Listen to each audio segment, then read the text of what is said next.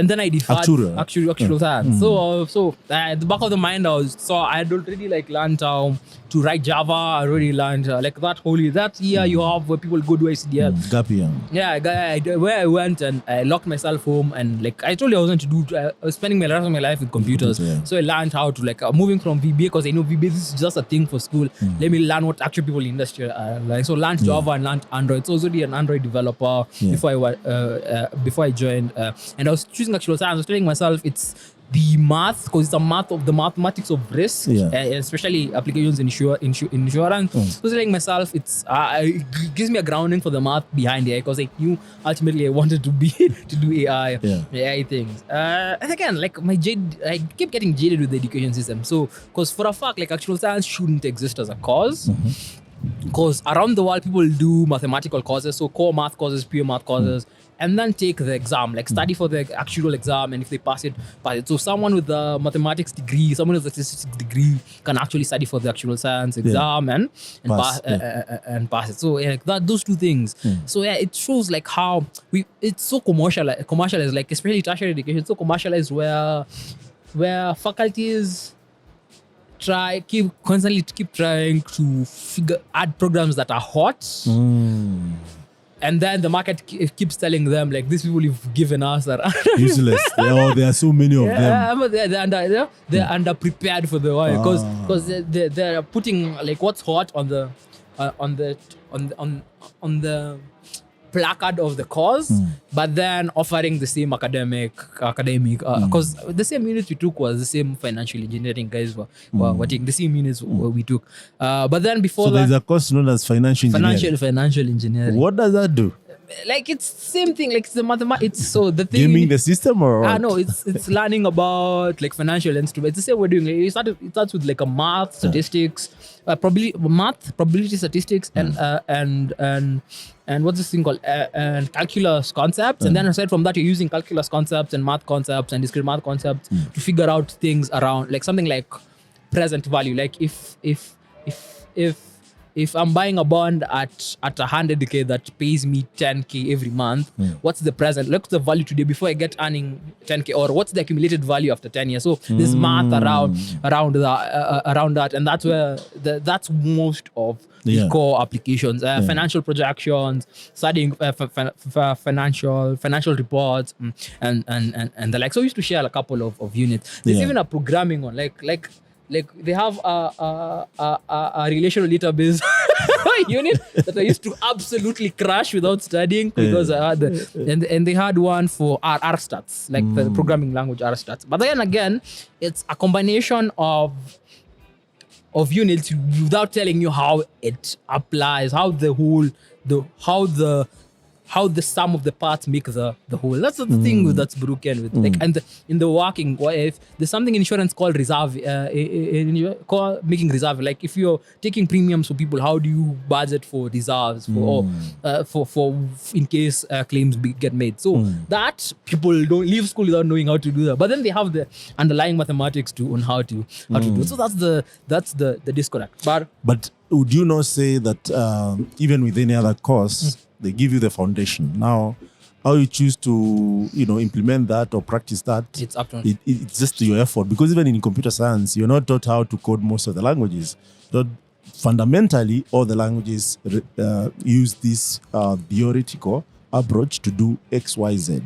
And then if you join a community or a hackathon or a boot camp, or you're building a system, then you start out to see them in action. Practice. That's the problem. People go to other guys are going to campus as a ticket to the job market. Like people are using that. Like I'm going to that, learn the skills that take me to the job. But you're not being taught how it actually applies in the real world. Like I remember there's a unit like a calculus 3 unit. After you learn about it, the application segment is on how it's used to calculate the surface area of some geometric shape. And I'm like, the actual real life applications are not telling this is not This is not the application you're looking for. Until you're in the ocean and you're lost. Yeah, because calculus is used in machine learning for something so that like an AI model can understand content down, like can remember content, and so something called chain rule that's actually applies in machine learning. You never learn that in class. After you do present value, after you do expected value in statistics, like those coin flipping examples, you never learn like how gamblers actually use it to be how casinos use it to make sure they're profitable, because that's where it applies. So that's the and then people keep going to campuses as an out of poverty, as an outlet to get into the job market, but there it's not. It's to create more academic. It's to create more people who contribute more knowledge into the what you know as knowledge. People think getting a PhD makes you a better fit for a job, but then no, getting a PhD is you saying I've studied material that is, and then specialize on this small area to advance the whatever we as human understand as knowledge, moving it a step forward. It's not to look better on your CV. It's not to look better on your CV, and that's the disconnect. And we need to fix that in how we sell education and how campuses. And because they even mistreat people, like how like before exams, like the lines of like usually queues around finance teams, like things that are mess in schools, and people don't care because they think they're giving you an out of poverty, while it's not in assets. They're there to create more knowledge. And it's a business after all. I had a cousin and my sister graduating the other day, and I was just asking, like, just for fun, because I'm the only one who don't have a degree in the family. I asked, like how much are they paying? How much do they make you pay to rent the graduation gown? Because there's also that feeling of vanity that, like it's photos, my family is there, whatever. And it's also like it's generation. Like there's some families that never had like it's a point of vanity metrics where I have a college degree. So we need to grow that, because the job market has absolutely changed, and it needs us to change and evolve for that. Yeah. So Amukasa, you have said something very important here, that you had an A, you got to JQuad, but you don't have a degree. What happened? I don't have a degree. So funny story. Before even when there's a program by Safaricom called Apus, so I entered my first hackathon. Apus. Yeah. Which year was that? 20 that you participated? 2014. So you are with this, what is the name of this team? Guidrig. The guys who used... Teacher was before us. Teacher. The guys who built Teacher were called what? Something system. I can't remember. They're now Kinobi. The guy who runs Kinobi is the guy. The other guys, But we're the Guidrig crew. So it was My Teacher versus... yours was? No. So mine was called Altipedia. So again, mindset from school. We took past KCPE papers and then put them into a trivia game app. So the same way, like I learned to get up for 20 was like drill past content, put past content and past papers in a way that's interactive and fun. So it's called Altipedia. Like got like at a height we got like 300 users at a height. And then the funny thing then was people didn't understand the place. So like data charges were so high then. Android phones were just getting cheaper. People used to disable the Play Store on their phone, because like the cheapest data packet was like 20 bob for 100 MB on Airtel. That was like the cheapest data. People didn't want to update apps on the Play Store. And then I remember like guerrilla marketing through that app. Like you'd have to like, get someone's phone and disable the Play Store and then download the app for. When you say that, Gen Z will not understand. I don't know if you are Gen Z, but Gen Z will not understand you, because nowadays it's just what is the Wi-Fi password, right? Then it was about the bundles, and that 100 bob meant between life and death. So should I go for a mess for like 2-3 days, or should I buy 20 MBs? Something interesting by the way that you mentioned also, I think when I was at the university, I participated in a startup weekend together with Rogers Andati. He was a really good Android engineer. I think he's still an Android engineer. Nice. Nanda works Banta, and we teamed. And another lady who was not a student actually, and we built an application called Masomo Moja. Nice. So it was around harmonizing education. still I feel that idea could be really something because we are looking at it like, why do you have international schools and I don't know KCSE, I don't know what not, international bakukas. Why don't you put it together and then when someone is learning, they can learn all these but make a choice. So that was the concept. Oh, nice. We never pursued it beyond startup weekends. That's the problem. That's the problem with like programs. But I met some cool people and also we had some really good weekends. Nice. Because I don't know if you have ever participated in startup weekend. No.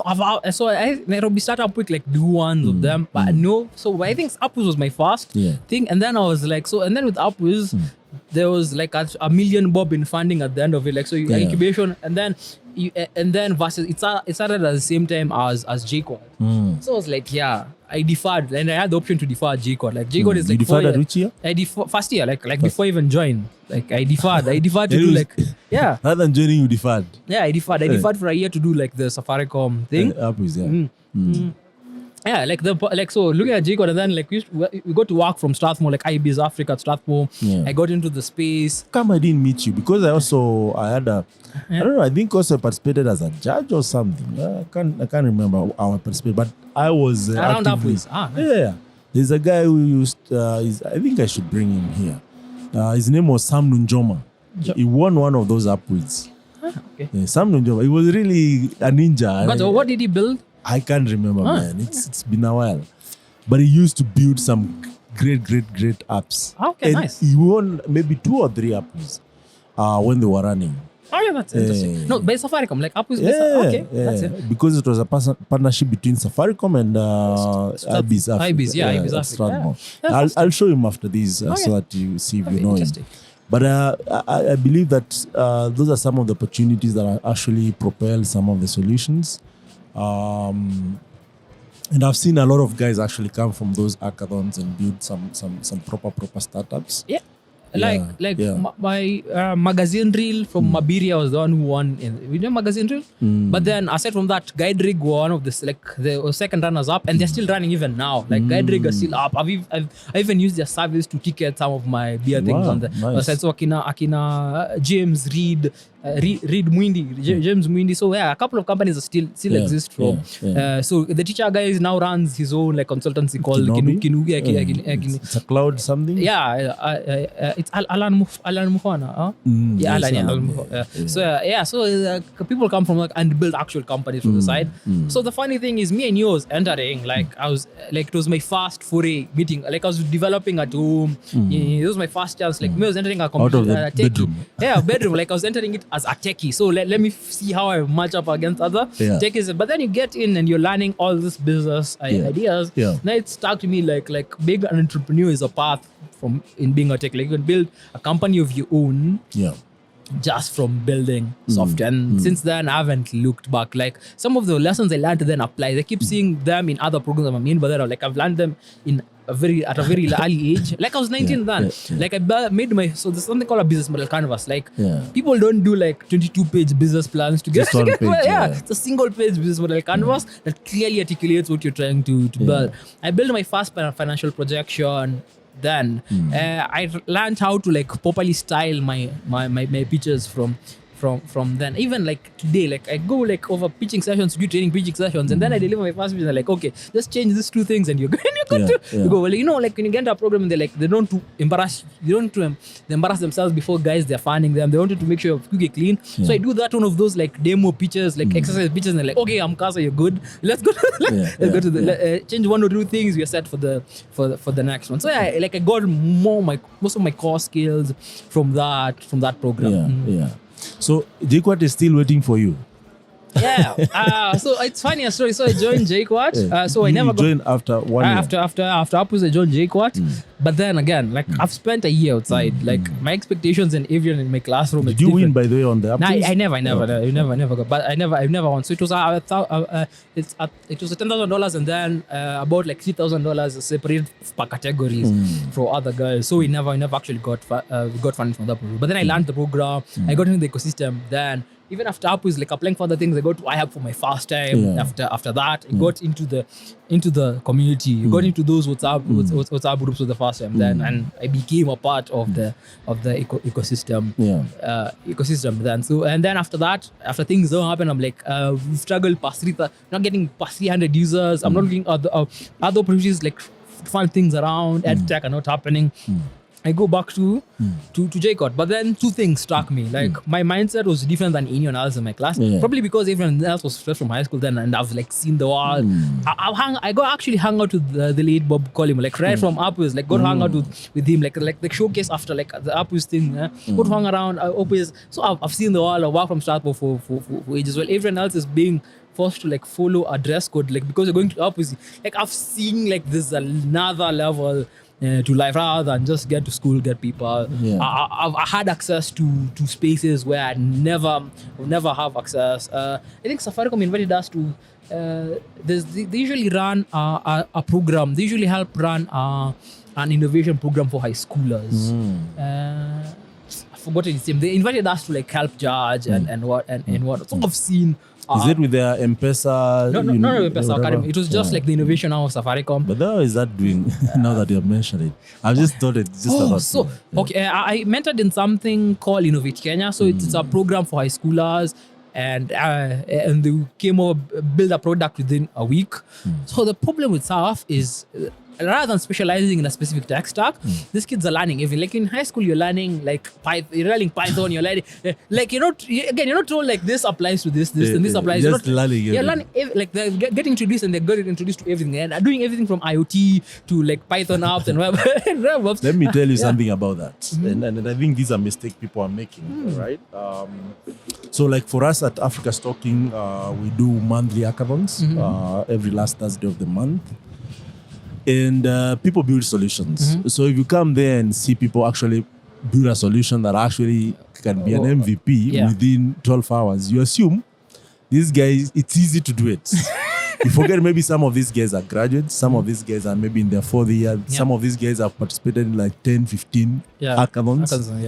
And then you assume if you go and teach some bunch of high school kids all these technologies, which people take degrees of 5 to 6 years to learn, they just happen to become developers. Okay. I am not refuting that you can teach yourself how to be a developer. But being a developer is not easy. All right? Now, leave that alone. Being a computer scientist is even harder. Being an engineer is also harder. So let's people not assume that because you can get some tutorials on YouTube or some PDF books about computer science, now you become a developer. No. It takes a lot of dedication, a lot of extra working hours, practice, a lot of failures. I don't know if there was a developer who built their system once. Even some CTOs, they build and make get bugs. Yeah. Which bugs they spend sleepless nights. No matter how skillful you are with the tech stack, you will, even with the solution, if you built 100 times before, you will always face bugs. Absolutely. So let's get that out of the way because I've seen that notion, and also I've seen a lot of institutions come up, teaching all these ulabalu, and then they end up churning out some incompetent guys over and over and over. And I know parents spend a lot of money to pay for those kids.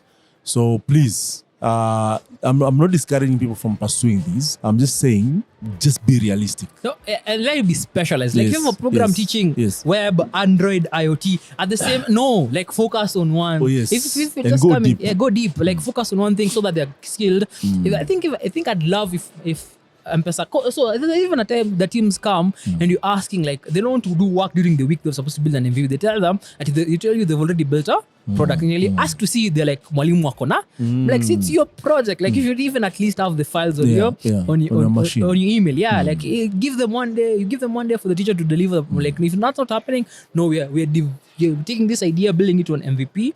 So even if high school, like have the Science Congress project, like have them build a project, then teach them the tech for whatever solutions they want to build. Because learning me, I wouldn't have learned Android, AI, Python when I was starting in 2014. I started with Android first and mastered it first. So if those programs, if people are learning starting earlier, they should focus on one thing. If you find a program trying to teach everyone someone everything, it's a red flag. So you get to JQuat first year. You start introduction to everything. Yeah. How did you feel about that experience? The point of the disconnect was like everyone else was doing that, get good grades, get a job. I was like, I'm here for the AI for math, and because already in tech, I'm just looking for opportunities in tech already. Well, everyone else is trying to focusing on the classwork. Me, I'm looking for events outside. Like even inside JQuat, I'm getting invited to speak at the Google I/O Extended because I'm active in the tech scene. I'm always looking for opportunities outside class to meet people in industry and interact. And I knew I wasn't going in the long run. I wasn't going to end up in the insurance piece because there's that thing about academic professional papers for actuaries and not. So the thing like there's a funny thing that happened. Like the people who in my class who are struggling for the first of benches in a classroom, like that didn't happen. And then I was like, again, standing up things like always the guy at the back of the room, like, oh yeah, like if like the entire classroom is empty, no one wants to contribute, no one wants to sound stupid, like providing a bad answer, like always the guy like offering an answer and answering stuff. And like, people thought in my class I was smarter than them, and they kept asking for my assignments, like after like whatever assignment was due, like they kept asking for money in the group chat. But then me I was done with the assignments like before everyone else, so I can go back to building and right now, like whatever we got, like I was done. And it was people in my class thought I was smarter than them, but I was not smart. Me, I was like, I knew what I wanted. I was doing my classwork early and fast enough so I could go and find opportunities outside the classroom. So I was the one interested in club activities outside the classroom where everyone else was focusing on class. So there's that difference. Whenever like an event is happening at IHAB, they're like, how are you going all the way from Juja to Gongro for an event? Because I want to be part of the ecosystem. I want to be active. I want things to happen. And then after those, they have like long breaks after like a summer break. So summer break. I've been playing around with chatbots for a while. There's a program by NILAB and UNFP Kenya asking for innovators to build on sexual health, and we apply. This is year 20? 16. Okay. That's when we met. That's around time. I think yes. So that's when I was like hanging around. Like whenever I leave I have two things. Whenever I leave the house, I never want to go back. So whenever I'm out for something, it's usually like I usually left for the demo day for the thing I was mentoring at. And when it ends on Saturday, I'm like, let's go to IHAB. Let's see what's happening around that IHAB NILAB. And then I find there's an Atlassian user group event. And I'm like, I use like Bitbucket. Let me join it. So I was like today probably it's. Yeah, but I'm even less like active than I was then, because you wanted, like, I know like the hack to getting things happening is letting people in an industry know you exist and know your skill set. So even before, like I knew even Sam Gishu. So Gishu was running a program. Like I even knew him before they came to JCode for the like roadshow. I knew the project was running. And applied and we got funding. And I think that's when you built SophieBot? SophieBot, 2016. But tell us about SophieBot, please. So we I can know go you've to meet. told this story several times, but of course. SophieBot is AI to artificial intelligence to answer your questions on sexual and reproductive health. Yes, I just said sexual and reproductive health because this side of the world, it's awkward and hard for people to talk about sexual health. So when the call for action was, there's a lady called Sophie whose life gets messed up because she didn't know enough about sexual health. We're calling all innovators to build solutions to help solve for sexual health. Even information on connecting youths to services. And here I'm like playing around with bots, and I'm like, bots can be used to provide information securely. The information is as per the user wants. Like, come ask a question, get answers, and you can make it anonymous, make it safe. And that's how SophieBot was born. Even the name Sophie was named after the program. Sophie is a lady's name, or so one of the marketing material had a character called Sophie. One of the ads, like asking us to apply for the program, was called Sophie. I applied. I even like, I know guys in the industry. I even know who's going to vet your application. I know a couple of guys. So one of my aside from Sangijuru, the Josephine Mwangi from NILAB, I knew. I used to hang around. They used to have like a Friday, like like hangout session, like drinks and whatnot. Pizza and soda. And so I used to like hang out around there. So I knew the space really well. So when I was applying, I was like a stranger applying. Even you had knew the connections. Yeah, and even knew even before I apply, I have to have like a fast prototype of the product built, and applied. We got funding, and I think after I got funding, so school resumes. I went to a total of 3 classes then, because it was commuting. They usually, once you get into a program, like usually like training sessions afterwards. So each time I had a choice between class or a training session. I always went to the training session, and then after the first 3 months, I think the thing that broke the camel's back was there was an event happening at Safari Park. So the Kenya Healthcare Federation was running an event, and I showed up to an exam in a suit. I think, yeah. And then after I did the exam, I was like, it was a cut. I was like, yeah, but I can't keep doing it. Since then, I dropped. I've never looked back. So you never went back to... Never went back. You never deferred. You just walked. Dropped out. That's the true meaning of dropping out. And there's always... And then again, like the systems are so bad. Like this, again, Jiko, your systems are so bad.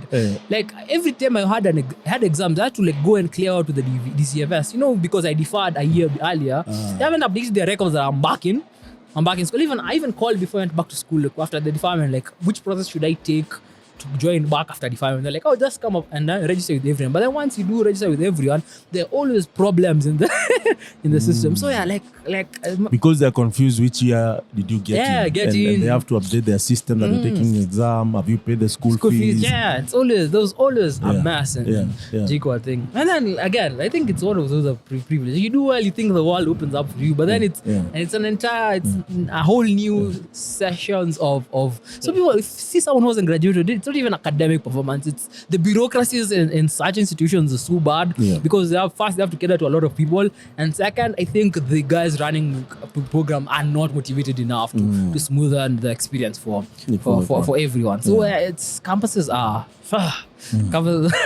Do you think in future you'll open your own academy or campus?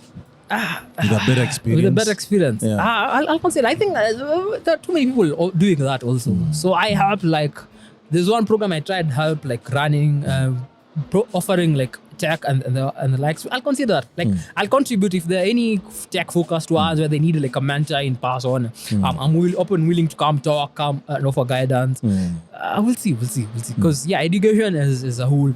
Because I've seen how hard it is to market and sell, and most people are selling direct jobs after graduation, which isn't always a reality. So you have to build out a pipeline for how you actually plan to deliver the what you offer. But then again, so best program I've loved, it's look at Innovate Kenya, look at Jimmy. There's a program called Global Minimum, and then a program called Innovate Kenya. That's the best program I've seen in the country. And this is done by who? So the company is called Global Minimum. It's an NGO. It's a Global Minimum. And the program is called Innovate Kenya, where kids in high school big propose ideas. They have a $500 budget for a prototype, and within a week you sit down with them and train them. So even till now, previous alumni, previous mentees from that program keep reaching out to me and asking for help and asking for tech help. And for some, you see the questions are getting more technical, so they're becoming better techies at their craft and the like. So that's one of the best programs I like around here. Nice. So